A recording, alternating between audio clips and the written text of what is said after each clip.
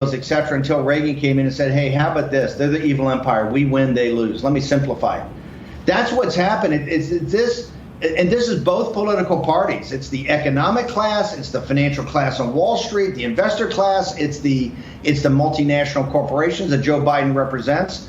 They bought into an idea and a concept that the West, and particularly the United States, was in decline. This Thucydides trap goes back to the Peloponnesian War. It talks about Athens and Sparta, the rising power and the declining power.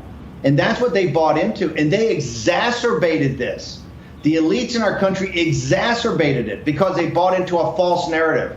You've seen in the last 72 hours, trust me, the United States of America, even with all our problems, and today with all our social unrest and a pandemic caused by the Chinese Communist Party, we are 10x more powerful than the Chinese Communist Party. They are a paper tiger, and they're getting called out everywhere. You take any vertical, information warfare, economic warfare, kinetic warfare, they're a paper tiger. Once the United States stands up to technology, once we stand up on capital, once we stand up on military power, they're nothing.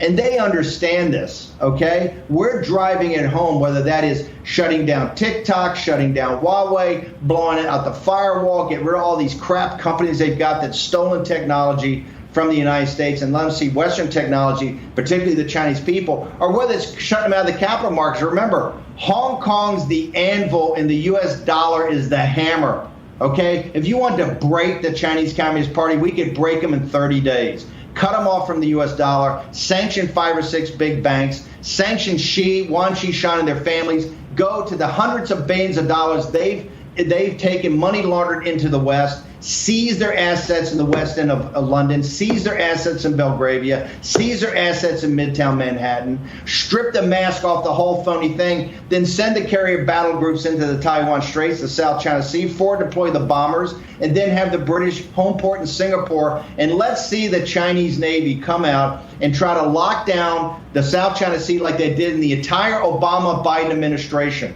Call them out everywhere. The elites